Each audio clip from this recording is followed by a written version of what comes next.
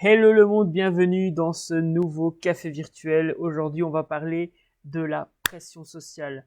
Comment arrêter de subir sa pression sociale? C'est ce que je te propose de voir avec mon invité du jour, Loïc Chevalier de adnpotentiel.com. On va en reparler. Salut Loïc, comment vas-tu? Bonjour David, eh bien très bien, merci à toi. Yes, alors je vais vérifier après qu'on t'entend bien. Donc on va voir cette notion de pression sociale aujourd'hui. On se retrouve juste après le générique pour parler de cette belle thématique.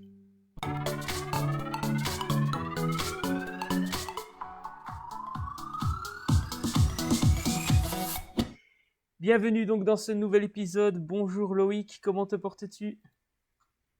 Bonjour David, très bien, merci à toi. Yes, ça va super bien. Alors, on va parler d'une thématique qui me tient fortement à cœur. Je vous expliquerai un petit peu pourquoi. Juste après, on va parler de pression sociale. On va déjà définir ce que c'est et puis on va voir comment est-ce qu'on peut euh, avancer dans sa vie malgré cette pression sociale. Mais avant d'aller plus loin, est-ce que tu pourrais rapidement te présenter aux personnes qui te découvrent au travers de ce live? Avec plaisir David. Donc, bonjour à toutes et à tous, donc, je m'appelle Loïc Chevalard, je suis gérant du cabinet ADN Potentiel. ADN Potentiel, c'est un cabinet de formation et de coaching spécialisé dans l'accompagnement des managers. Et donc je suis formateur et coach professionnel certifié. Yes, super. Et justement, est-ce que tu peux peut-être rebondir sur ce qu'est la pression sociale concrètement? Pourquoi est-ce que tu as choisi aussi cette thématique peut-être aujourd'hui? Puisque comme vous le savez, je m'arrange pour avoir des invités de qualité et en même temps, ces invités viennent parler d'un sujet qui leur tienne à cœur. Donc, j'impose pas les sujets. D'ailleurs, si toi, ça t'intéresse de rejoindre un des lives, eh bien, sens-toi libre de me contacter et on envisage de voir comment on peut traiter d'une belle thématique ensemble. Donc voilà, pourquoi tu as choisi cette thématique et qu'est-ce que la pression sociale tout d'abord? D'accord. Alors j'aime bien définir la pression sociale comme une prison au quotidien dans laquelle il est difficile de sortir, alors qu'au fond, on a tous les clés pour s'en libérer. C'est évidemment une image, mais ça en dit long finalement sur le poids de l'influence que peut représenter notre environnement ou de manière générale les gens qu'on rencontre et qui, eh bien, peuvent nous conduire à faire certaines actions, à nous comporter de telle ou telle manière. Et nous-mêmes, en tant qu'individus, on a évidemment un poids et une influence sur notre environnement et sur les autres.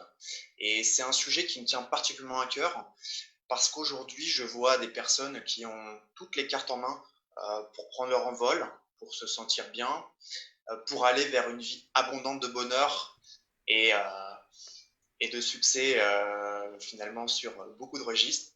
Mais ces personnes-là, bien souvent, regardent trop à l'extérieur et non pas à l'intérieur d'eux-mêmes et passent bien évidemment à côté de l'essentiel. Et moi-même, par le passé, parce que la pression sociale, hein, ça fait aussi l'objet d'un beau travail introspectif. Moi-même, par le passé, je constatais que parfois j'étais beaucoup trop attentif au regard des autres et que ça biaisait directement ou indirectement mon opinion, ma manière de me comporter, le fond ou la forme de mon message. Pour résultat, finalement, s'auto-flageller, être mal et puis finalement passer à côté de l'authenticité. Yes. Ah, il y a une forte part effectivement de pression qui vient de l'extérieur. Je citerai quelques Tout à fait. exemples après. Mais c'est clair que l'important, c'est de s'écouter. Je pense qu'on va en reparler tout au long de cette session. Bien sûr. Euh, et donc, ce qui est intéressant, je crois que j'ai fait une bêtise, mais ça va aller, ça va aller. J'ai cliqué sur un bouton qu'il fallait pas. J'espère que ça va aller. Qu'est-ce que je disais du coup? J'ai été distrait, je me suis laissé distraire. Qu'on va en discuter et que c'est notamment lié Voilà, exactement. à Euh, l'écoute de nous-mêmes.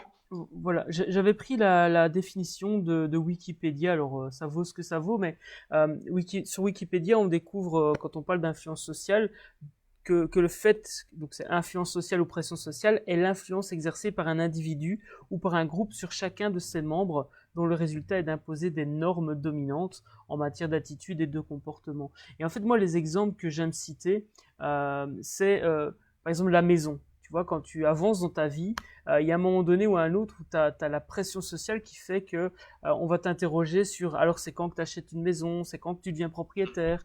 La même chose pour tout ce qui est mariage, par exemple, ou le fait d'avoir un enfant. Bien sûr. Alors quand tu es au chômage, par exemple, tu tombes au chômage, oh là là, par rapport à cette pression qui va être sur toi quand tu perds ton boulot, c'est énorme, alors que tu as déjà d'autres choses à penser.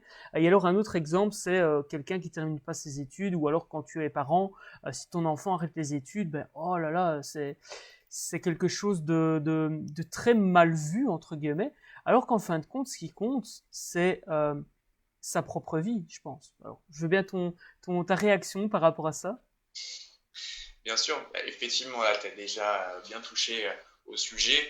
La pression sociale, elle est tout autour de nous et évidemment, il y a un certain nombre de paramètres qui agissent dessus. La pression sociale, elle est encore plus dure à supporter dès lors qu'en fait, elle touche des personnes pour qui on a une affection particulière. Alors, qu'on nous critique en société, j'ai envie de dire, c'est presque normal. Il faut de toute façon s'y habituer, puisque quoi qu'on fasse, un jour ou l'autre, on sera jalousé, critiqué, même si c'est dur à entendre et à accepter, c'est comme ça. Par contre, effectivement, quand on a un environnement proche qu'on aime et qui nous aime et qui n'a pas forcément conscience qu'on puisse emprunter des chemins alternatifs, c'est là où la pression sociale finalement est la plus dure à supporter, parce que là en fait ce qui nous raccroche et ce qui peut nous bloquer, bah, finalement c'est le lien affectif, voire même pour certains la dépendance affective. Yes, il y a cette notion d'environnement gagnant dont j'aime parler et dont je parle dans la méthode Business Bonheur. C'est un des 5 principes de la méthode Business Bonheur, c'est se créer des environnements gagnants. Les environnements gagnants, il y en a 3 grands types. C'est l'état d'esprit dans lequel tu es, c'est la manière dont tu vas réagir, par exemple, face à la pression sociale. Ce sont les personnes que tu côtoies et les lieux dans lesquels tu te rends. Et il est clair que ces trois types d'environnements gagnants, ben, ont une influence sur nous. Et c'est pas pour rien que je propose de créer ces environnements gagnants. Toi, tu as envie de nous partager aujourd'hui plusieurs points que tu as préparés par rapport à ça. Est-ce que les environnements gagnants font partie d'un de ces points? Fait partie d'un de ces points? Et si pas, ben, Alors oui, comment tu as envie de alors, réagir par rapport à ça, cette notion-là? alors oui, évidemment, développement personnel, on parle des fameuses 5 personnes qu'on fréquente le plus et qui nous ressemblent, ou qui on ressemble. Euh, Évidemment, avoir un environnement stimulant sain, évidemment, c'est propice à l'authenticité, au bien-être, à l'épanouissement individuel.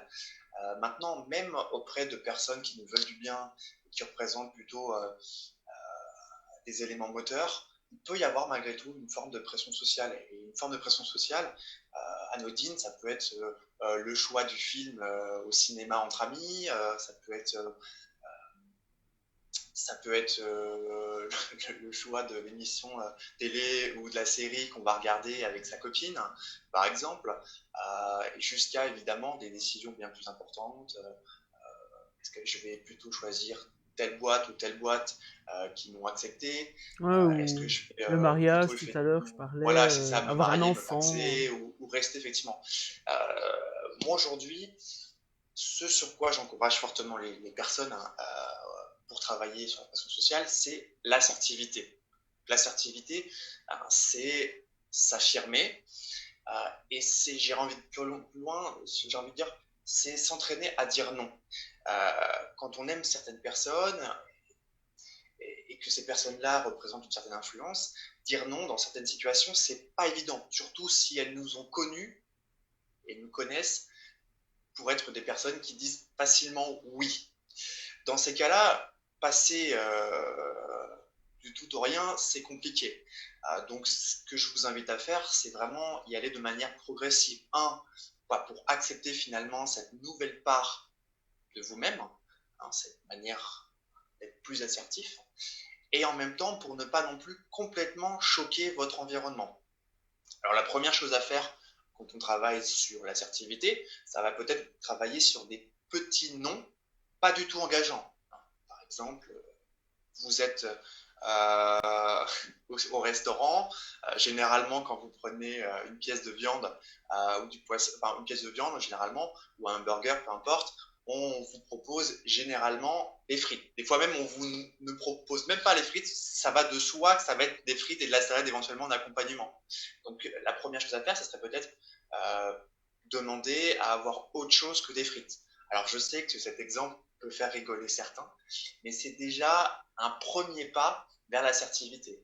Ensuite, vous pouvez évidemment aller vers des choses, on va dire, un peu plus challengeantes, à savoir proposer des activités qui sortent un petit peu du commun à des amis, alors que vous êtes plus dans une posture de suiveur que de leader. Et on peut encore y aller crescendo si les personnes que vous fréquentez, pour le coup, ont du leadership. Et dans ces cas-là, pourquoi pas user de compromis, de concessions. Par exemple, un ami qui vous propose d'aller faire un tour dans un musée alors que vous n'êtes pas du tout le musée, plutôt que de le suivre aveuglement et de tirer une tronche pas possible pour qu'au final vous et votre ami passez un mauvais moment, ce qui peut être intéressant, c'est retourner un petit peu la chose, dire écoute, moi ce que je te propose, c'est que tu es à ton musée, tu vas passer un bon moment. Moi, je ne suis pas du tout au musée, donc j'ai pas envie que tu vois que je me force et qu'au final, ça te gâche tout le plaisir du musée. Donc, ce que je te propose, c'est que tu es au musée et dès que tu es sorti du musée, tu m'appelles et on se fait une activité, on va boire un verre. Yes, Je ouais. serais ravi de te voir très content de ton musée et tu pourras même en parler. Donc, ça, Yes. c'est une possibilité aussi. Ouais, donc il y a vraiment cette partie où il faut savoir ce qu'on veut. Et justement, quand ça nous correspond pas, oser dire non. Alors effectivement, l'exemple du restaurant paraît, euh, paraît bête, et pourtant c'est pas évident pour tout le monde de déjà faire Bien cette sûr. première étape. Euh, je me souviens qu'il y a une époque où je n'osais pas me faire remarquer. Aujourd'hui, c'est justement presque l'inverse. On me remarque dans le restaurant, pas parce que j'ai envie de me montrer, mais parce que voilà, je sais ce que je veux, je sais que j'ai envie de purée plutôt que de frites, si on reprend ton exemple, et je vais oser demander ça. Alors, ça va peut-être déranger certaines personnes, mais au final, si je ne m'écoute pas, si j'ose pas dire non au restaurant, je vais pas oser dire non dans des situations où la décision que j'ai à prendre est beaucoup plus importante. Euh, je reprends l'exemple du mariage, de l'enfant, de la maison, de finir ses études, etc. C'est des décisions au final qui nous appartiennent. Et c'est facile pour l'extérieur, entre guillemets, de nous juger et de juger ce qu'on fait comme choix. Mais personne n'est en nous, personne ne sait ce qu'on veut Bien ou sûr. ce qu'on ressent. Donc ça me semble effectivement primordial d'apprendre à dire non. Est-ce que tu aurais un conseil au-delà de faire les choses petit à petit et de commencer par peut-être un nom qui paraît simple à dire. Quand on est par exemple au travail ou dans le business, tu vois, dire non à un client, pour un entrepreneur, ça peut paraître compliqué. Est-ce que tu aurais une astuce pour ça? Bien oui.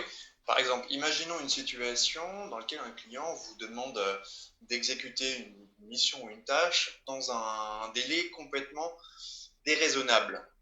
Alors, vous pourriez très bien accepter, vous mettre en rouge, et puis si jamais un imprévu venait sur votre chemin, vous risquez finalement de ne pas honorer votre engagement et finalement de ne pas subvenir aux besoins de votre client. Donc la première chose à faire, hein, ce serait de dire si vous avez évidemment un historique avec le client, écoutez monsieur le client, ça fait X années qu'on travaille ensemble, ça s'est toujours bien passé, si vous faites appel à nous, c'est parce que vous êtes pleinement satisfait, on vous a montré à telle et telle reprise qu'à chaque fois on était au rendez-vous en termes de réactivité, de qualité et, et de complétude de notre proposition. Maintenant, là, si clairement, pour être transparent avec vous, si j'accepte la proposition qui m'est faite aujourd'hui, je vais devoir accomplir certes la mission, mais à un niveau de qualité inférieur à ce dont vous avez l'habitude avec nous. Donc vous allez être déçu. Finalement, votre image concernant notre société, elle va être dégradée. Et moi, en tant que gérant de la société, je serais aussi désolé par la situation parce que c'est pas comme ça que je veux travailler. Yes, ouais. Donc, peut-être qu'on peut trouver une solution intermédiaire pour exécuter la tâche avec brio, hein, et ce avec réactivité, hein, sans forcément la reporter à plusieurs semaines. Hein. Vous dites que vous en avez besoin sous 48 heures. Est-ce qu'on ne peut pas, par exemple, vous envoyer une première partie de notre proposition sous 48 heures et on vous envoie les 50% restants sous une semaine. Yes, ouais, ouais. En C'est, fait, pour rebondir à ce que tu as dit tout à l'heure, on pense trop souvent savoir ce que l'autre a en tête. Et bien souvent, on passe complètement à côté de la réalité, en fait, parce qu'on a une représentation du monde et une vision des choses qui, de toute façon, sont forcément différentes. Donc, si on ne questionne pas la personne sur ce qu'elle attend réellement, et si pour le coup on ne fait pas une découverte, hein, comme on s'aventure à le faire dans un contexte commercial, eh bien, on peut passer vraiment à côté d'une belle opportunité, et pire, on peut finalement s'enchaîner pour rien en fait. yes. Il y a aussi la notion de peur du rejet par rapport au client, par exemple, ou par rapport à un ami. Si on dit non à un ami ou à la famille, ça peut être interprété d'une certaine manière et on peut avoir peur d'être rejeté. Or, la peur du rejet, ben, elle est naturelle. Elle fait pleinement partie de la manière dont notre cerveau s'est construit. On va pas rentrer dans le domaine des neurosciences, mais en gros, à l'époque, la préhistoire, si on était rejeté de la tribu, on était beaucoup plus faible par rapport aux dangers d'extérieur. Et donc, il fallait absolument pour notre survie faire partie d'un groupe. Et aujourd'hui, cette peur, elle est toujours là, consciente ou inconsciente. Hein. Elle est consciente ou inconsciente, mais en tout cas, elle est là, sous-jacente.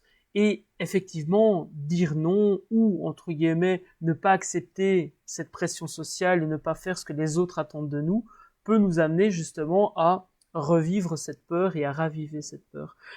Quels seraient tes conseils par rapport à justement la peur de manière générale et peut-être la peur par rapport à au fait d'être rejeté par la société justement, ou en tout cas les gens qui nous entourent? Ok. Alors, la peur d'être rejeté par notre entourage, elle se comprend fort bien dès lors que le besoin d'être aimé, c'est un besoin universel chez l'homme avec un grand H. Tous besoin d'être aimé, et bien souvent on fait les choses justement pour avoir ce sentiment d'être aimé par nos pères. Un père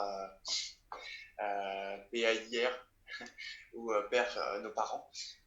Et là pour le coup, une des premières choses à faire, et je vous invite à le faire parce que bien souvent on serait surpris du résultat, c'est de demander à notre entourage qu'est-ce qu'ils aiment chez nous. Et à l'inverse, euh, qu'est-ce qui peut parfois les déranger. Si on avait conscience de ce que finalement on a au fond de nous et qui profite au jour le jour aux autres, et bien déjà on se détacherait davantage des situations parce qu'on dirait en fait, sans m'en rendre compte, au quotidien, je leur apporte du bonheur, je les aide, je leur apporte beaucoup de choses. Et à l'inverse, j'ai quelques petites choses chez moi à travailler, j'en suis conscient. Et de toute façon, si je ne les bosse pas, ça me portera préjudice. Donc à partir de là, non seulement c'est des choses intéressantes, on peut être davantage vigilant.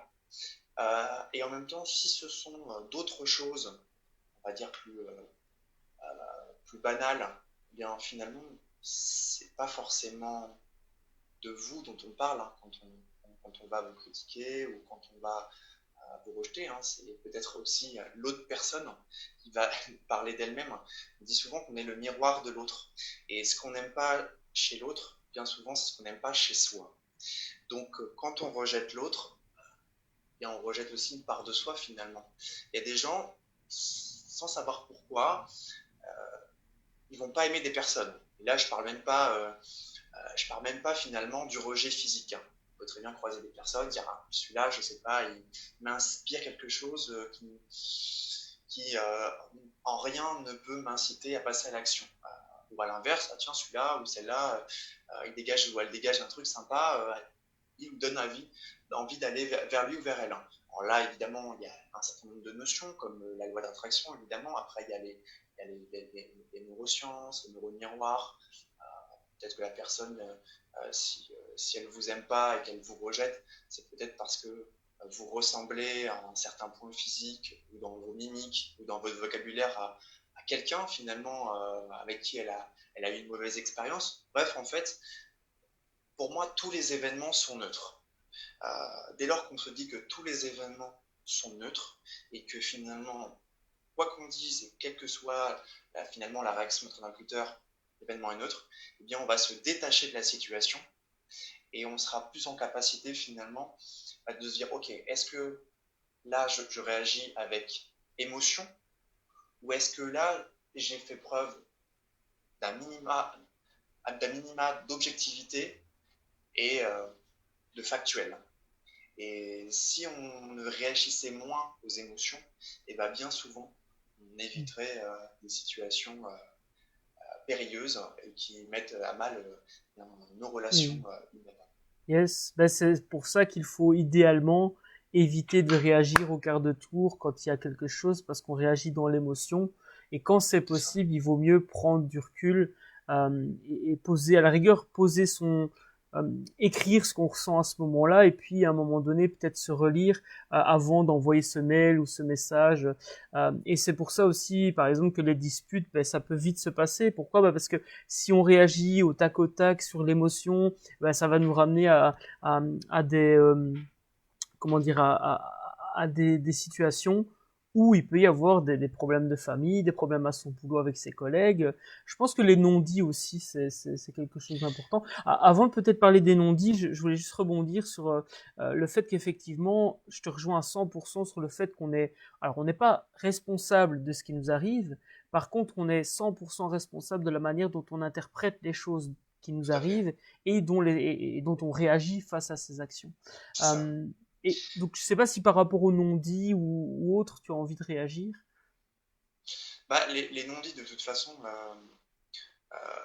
lorsqu'on constate qu'il y a un non-dit avec un interlocuteur, hein, que ce soit de l'ordre sentimental, amical, professionnel, à nous finalement de prendre notre courage à deux mains et de clarifier la situation. Voilà.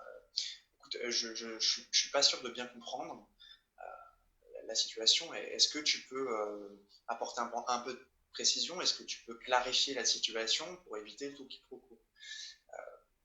Si on prenait davantage de temps à reformuler, à clarifier la situation, à demander à l'autre ce qu'il a vraiment voulu dire, on passerait pour le coup à côté de bien de conflits, de bien de tensions finalement. Et pour compléter avec ce que tu avais dit juste avant, pour éviter d'être dans l'émotionnel, à nous de trouver finalement notre recette magique qui fait qu'on va pouvoir finalement sortir d'une situation périlleuse. Alors pour certains, ça va être de prendre 2 minutes de pause et sortir dehors et marcher un petit peu. Pour d'autres, ça va être de prendre un café, machine à café par exemple au travail.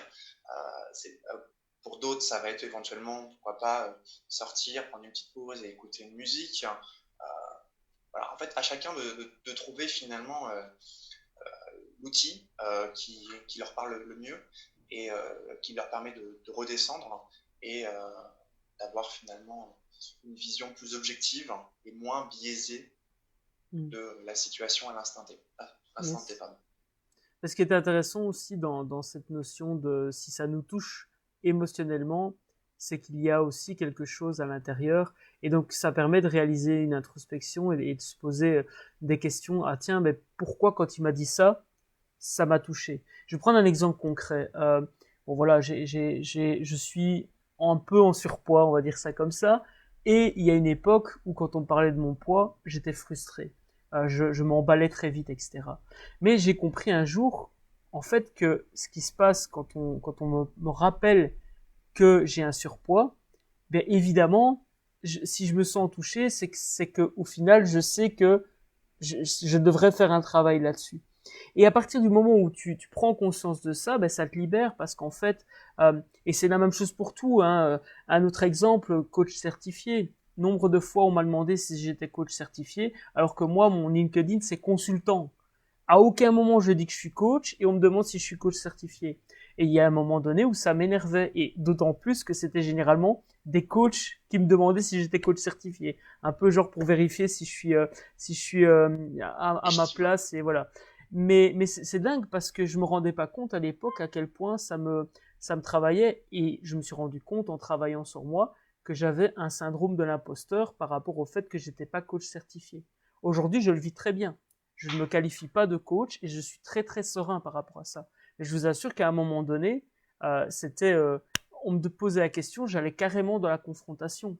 Et donc là, juste pour revenir, je partage 2, 3 exemples personnels, mais pour vous montrer à quel point, quand vous êtes touché émotionnellement par quelque chose, c'est très certainement qu'il y a quelque chose en vous à travailler aussi. Oui, puis au premier exemple que tu as donné par rapport au poids,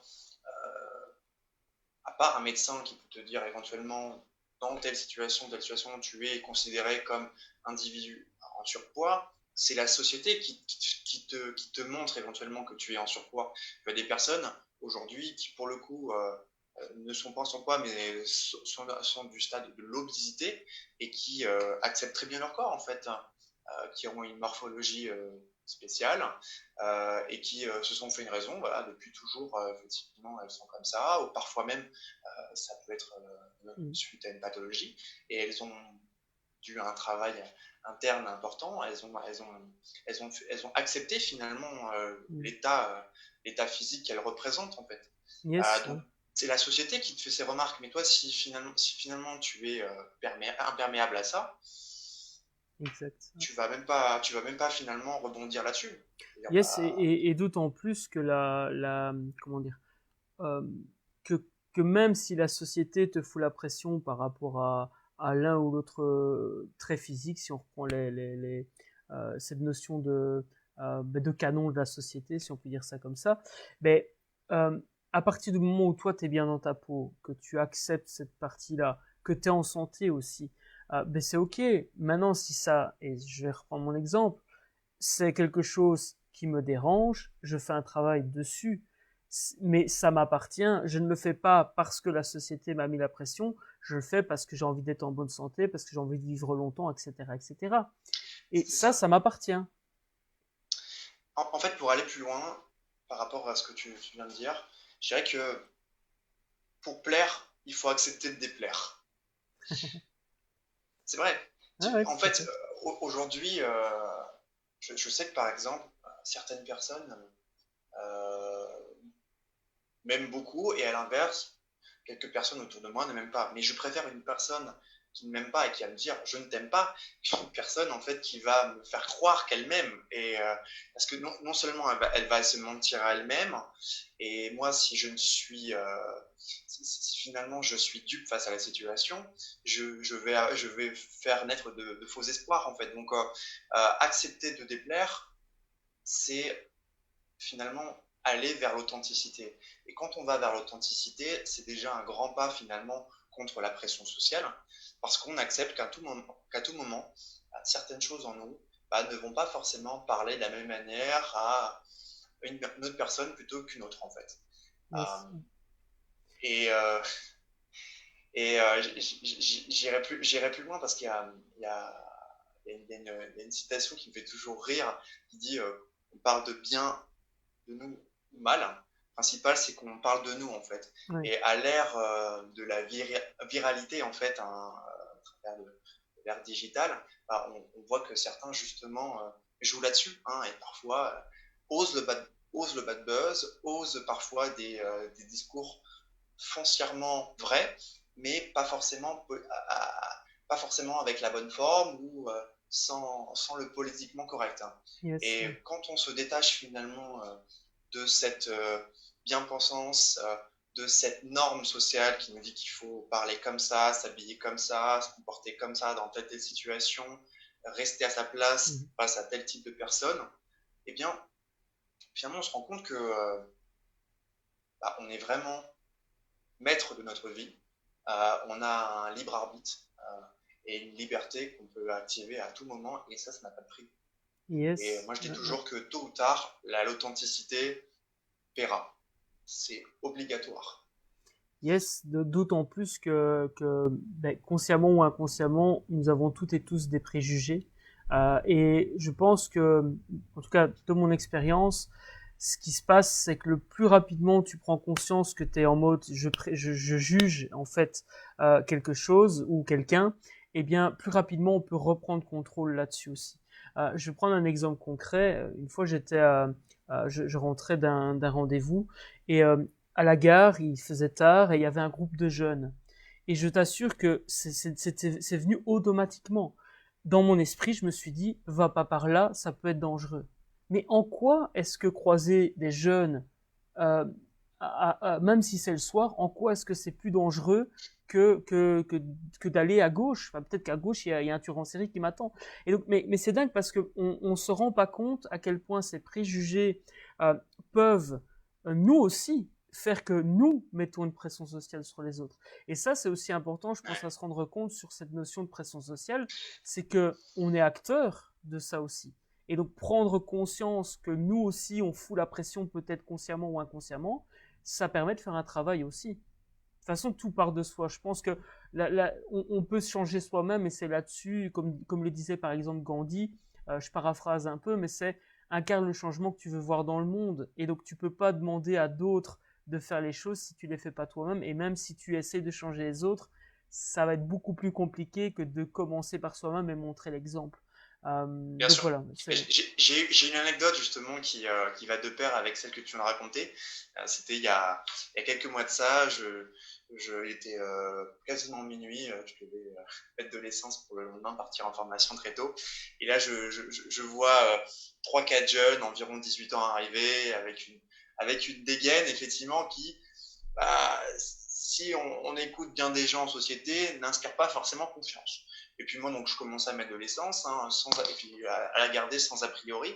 Et en fait, bah, ils comprennent qu'ils avaient pas de carte bancaire sur eux, mais qu'ils avaient de l'espèce. Gros, comme il y avait plus de salariés de la station-service, ils avaient besoin de mettre absolument de l'essence pour leur voiture en panne. Et bien en fait, pour moi, ça m'est paru évident en discutant avec eux d'échanger 20 euros de ma carte bleue contre 20 euros d'espèces. Alors j'aurais pu me dire, mais ça va être qu'est-ce qu'ils vont me faire, est-ce qu'ils vont pas me carjacker, est-ce qu'ils vont pas parce qu'en Bien plus sûr, ils ouais. faisaient noir et ils avaient essuyé un certain nombre de refus de la part Mm. d'autres adultes. Est-ce que le billet est pas faux, est-ce que finalement ils vont pas me dérober ma carte, etc. Enfin bref, plein de scénarios possibles qui en général n'arrivent pas. Alors oui, il y a des faits divers, oui, il y a toujours des exceptions, mais en l'occurrence là la situation s'est très bien passée. Et là, en fait, étonnamment, ils m'ont exprimé leur gratitude et ils m'ont dit bah, merci monsieur, Mm. ça fait, euh, ça fait déjà 1 heure qu'on attend, tout le monde nous a envoyé balader en voyant qu'on était jeunes.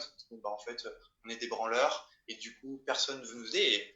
Et après, j'ai même continué la conversation 5 à 10 minutes avec eux. C'était des jeunes qui, pour le coup, alors certes, ça fait pas forcément l'habit le plus avantageux pour demander quelque chose dans la rue, mais c'était des jeunes et vraiment avec un avenir, avec une tête plutôt bien faite.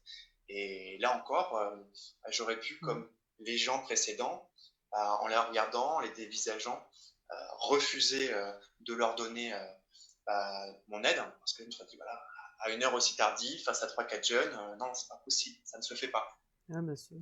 Et c'est dingue parce que bon, on s'éloigne sans s'éloigner de la thématique de la pression sociale, mais paradoxalement, quand tu regardes les faits divers, la majorité des gens qui connaissaient la personne qui a produit ce fait divers ont oh, on n'aurait jamais pensé ça de lui, machin bidule. Donc, ça prouve bien que c'est aussi une question de perception. Ça me ramène à une conférence qui me tient énormément à cœur quand je l'anime, c'est le pouvoir d'un bonjour. C'est cette notion justement que le fait de dire un bonjour n'a jamais tué personne. C'est un peu le slogan de cette conférence.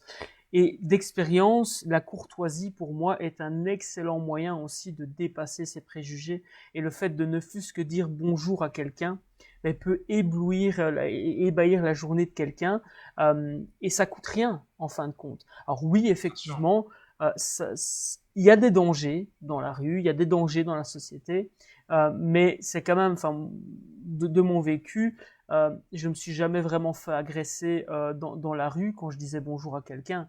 Euh, et même si j'habite dans un quartier, parfois, enfin j'habite pas, mais je travaille dans un quartier, c'est Charleroi, pour ceux qui connaissent en Belgique, hein, toi, tout le monde va dire, ouais, mais qu'est-ce qu'il dit sur Charleroi? Non, Charleroi n'est pas plus dangereux que Bruxelles ou Paris, je vous rassure.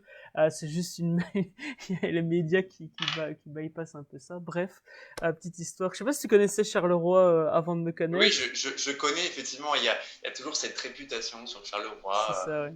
Bah, pourtant, je t'assure, j'y habite, c'est pas plus dangereux que. Mais bon, voilà, c'est vrai qu'il y a des individus dans le quartier où je travaille, ben voilà, qui font des petites activités, on va dire, pas très légales, bref. Mais je passe, je dis bonjour, et une fois, ça m'est arrivé, on m'a demandé si je voulais un paquet, j'ai dit non, point, je suis passé mon chemin. Mais tu vois, c'est ça, alors oui, on peut se faire agresser dans la rue, mais on peut se faire très bien agresser dans la rue Bien sûr. par une personne qui pète un câble. Ça arrive aussi. Et voilà, il y a des quartiers dangereux, il y a des quartiers moins dangereux. Il faut pas se prendre la tête non plus par rapport à ça. Et il faut se poser la question aussi de, ok, dans mon esprit, qu'est-ce qui se passe? Parce qu'on a des biais cognitifs. Tu as parlé un peu des biais au Bien sûr. départ. On va pas pouvoir en parler très longuement, sauf si tu as envie de parler du sujet. Mais c'est cette notion où notre cerveau euh, est convaincu de quelque chose alors qu'en fait c'est pas du tout ce qui a lieu d'être. J'en venais du coup, il y a cette notion de pression sociale que nous, on met sur les autres. Est-ce que tu Bien peux sûr. nous en parler un petit peu, que ce Bah, soit dans la vie privée ou dans la vie professionnelle? il y a une forme de mimétisme comportemental en société. Je vais te parler d'une situation dans deux villes différentes. Je suis sûr et certain qu'il ne se passera pas la même chose. À Paris, les gens sont réputés pour être pressés, pour tirer la tronche. Donc dans le métro, si avec un ami tu te mets à rigoler très fort, c'est tout juste si on ne va pas discrètement ou même ouvertement de dire oui, tu vas arrêter de rigoler comme ça, on s'entend pas, ou limite tu vas devoir être désolé de rigoler ou d'être heureux parce que tout le monde autour de toi tire une tronche pas possible, tu sens ce climat tendu, anxiogène, tu vois. Et donc tout le monde se dit, in fine, oh, les Parisiens, alors peut-être qu'il y en a, hein, mais oh, les Parisiens, ils font tirer toujours la tronche, ils vivent une vie pas possible. Combien de Parisiens sont par exemple ont par exemple décidé de déménager dans des villes comme Lille, hein, Lille étant proche de la Belgique, on est sur un autre état d'esprit. Et ces mêmes personnes qui tiraient la tronche dans les métros parisiens, eh bien, on finit par utiliser par exemple le tram ou le métro lillois et adopter un autre comportement parce que les gens autour d'eux adoptaient un comportement plutôt ouvert, chaleureux en fait. Donc, Yes. Il y a tout toujours ça la pour dire que, notion de rejet en fait, hein. ouais, tout ça pour dire que eh ben, c'est ça. Même finalement dans des situations peu engageantes, avec peu d'enjeux et autour de personnes qu'on ne connaît pas, si on se met à adopter un comportement différent bah, des gens autour de nous, on risque d'être pointé du doigt, d'être mal regardé, dévisagé. Et ça, l'être humain a du mal à finalement l'accepter parce que ça le renverrait finalement Mm. soit à des rejets passés, soit à l'instant T à un rejet qui est pour lui synonyme de je ne t'aime Mm. pas. Or, la Yes. personne extérieure, tu ne la connais pas. Donc, qu'est-ce que ça peut te faire qu'elle ne t'aime pas puisque tu ne la connais pas et certainement tu ne la reverras jamais, hein. Et c'est pour ça que parfois, bah, tu pourrais très bien, je ne sais pas, dans un métro avoir envie d'écouter une musique, de danser un petit peu, mais très peu de gens vont s'aventurer à faire cela. Bien sûr, Et c'est tout à fait. dommage en fait. C'est dommage. Il y a justement des expériences sociales sur YouTube. On voit que dès lors qu'il y a une, deux, trois, quatre, cinq, 10 personnes qui commencent à adopter un autre comportement dans un métro, par exemple, et bien là, tout le monde se dit, bah, en fait, on est bête, nous, de rester la, tête, la Yes. tête baissée, à tirer une tronche pas possible. On Ouais. pourrait passer un moment, en fait. Yes, bah, il y a la chaîne YouTube donc c'est un un docteur qui a fait une chaîne YouTube et il étudie les foules, en fait, le comportement dans les foules. Ça s'appelle Fouloscopie. Je vous invite vraiment à aller découvrir ça. C'est vraiment très, très intéressant. Et donc, justement, effectivement, cette pression sociale euh, va, si on l'accepte, peut-être nous renfermer et nous empêcher d'être qui on est réellement. C'est pas pour rien que la peur de prendre la parole en public est une des plus grandes peurs au monde d'après certaines études. Mais c'est ça, c'est le fait que quand on se confronte à un groupe de personnes qui va pouvoir, entre guillemets, euh, nous juger, si on peut dire ça comme ça, puisqu'en fin de compte, si on accepte ce jugement, ça vient de nous. Hein, on peut aussi se dire, moi, ce que pensent les autres, je m'en fous. Mais c'est là. Et je trouve que ce qui est vicieux avec la pression sociale, c'est que ça peut être fait de manière un peu détournée, avec l'humour, par exemple. Hein. Nombre de personnes qui utilisent l'humour, peut-être sans s'en rendre compte, pour induire une certaine pression sur quelqu'un, pour qu'il change son comportement. Je vais prendre par exemple l'exemple de quelqu'un qui fume. Effectivement, quelqu'un qui fume, s'il est le seul fumeur de la salle, va très certainement avoir une pression sur lui, alors qu'inversement, s'il y a un non-fumeur qui est seul avec plein de gens dans la salle qui fument, ça va être inversé, tu vois. Donc il y a vraiment cette notion de foule et du fait qu'on est vraiment acteur. Enfin moi, si j'ai une chose à proposer aux personnes qui nous regardent aujourd'hui ou qui regardent le replay, c'est soyez attentifs sur la pression sociale que vous mettez sur les autres.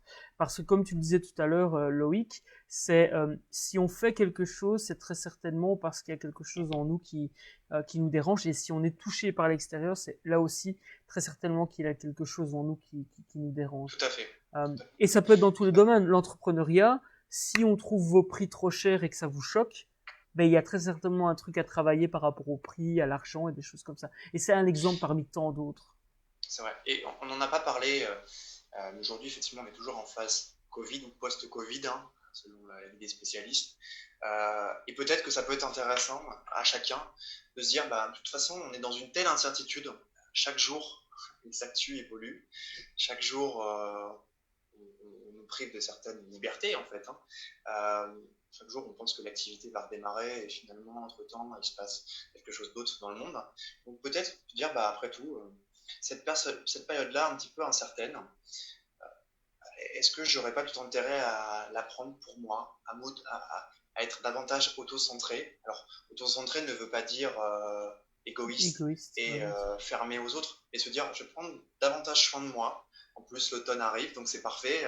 Certains vont pouvoir réunir toutes les conditions pour retrouver un semblant de cocooning.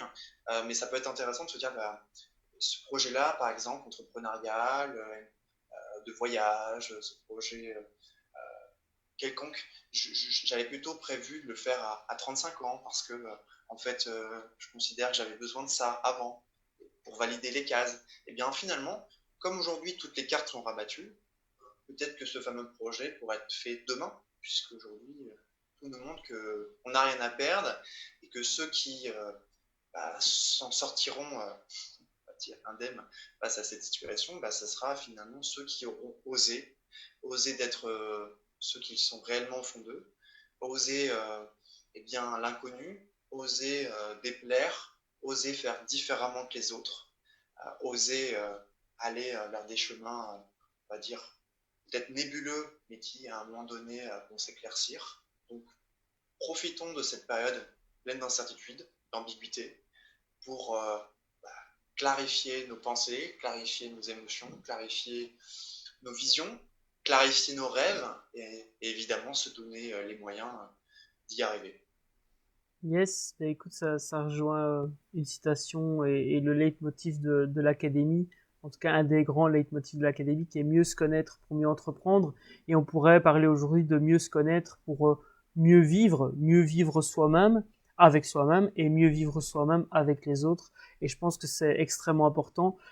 Si tout le monde effectivement acceptait aussi de se remettre en question, le monde, je pense, en tout cas c'est ma conviction, que le monde tournerait mieux, qu'il y aurait effectivement moins de conflits, etc. Parce qu'il y a rien de pire que de rester borné dans dans son état d'esprit et de se dire que c'est moi qui ai raison, c'est les autres qui ont tort.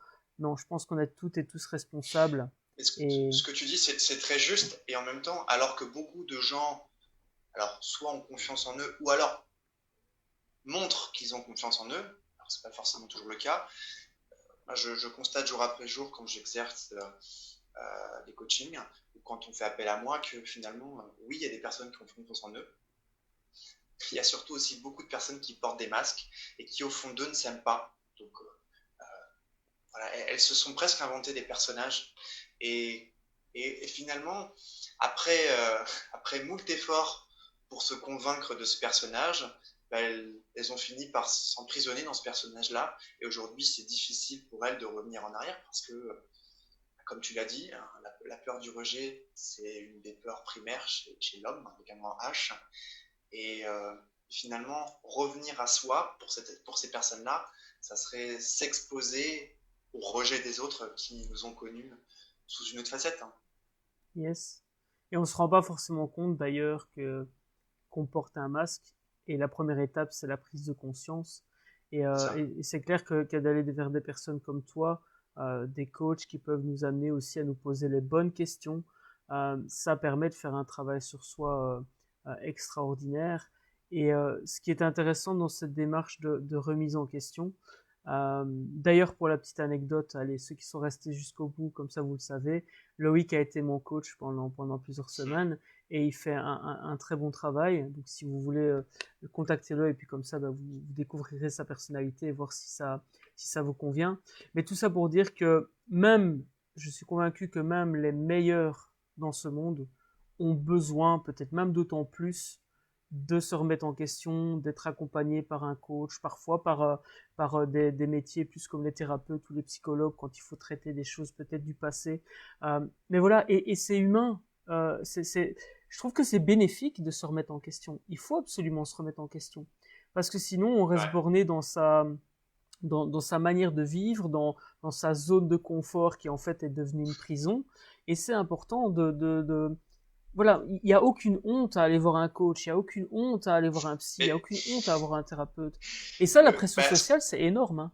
Hein. ce que tu dis, en fait, c'est très juste. Le syndrome du psy d'avant, c'est ce qu'on retrouve un peu dans le coaching. C'est-à-dire qu'avant, quand une personne disait à une autre va voir un psy, l'autre pouvait dire mais je suis pas malade, ça va très bien. Maintenant, quand tu dis à la personne bah écoute, il y a un coach que je connais qui peut t'aider, qui est très bien, tu verras dire ah non mais moi ça va, je suis équilibré, je suis heureux dans ma vie, ça va quoi. On renvoie presque finalement cette notion coaching à quelque chose de médical. Or, les plus grands de ce monde, encore faut-il s'accorder sur qu'est-ce qu'un grand de Ok, ce ouais. monde, évidemment. Hein, ça, c'est parce qu'on a tous quelque chose de grand en nous.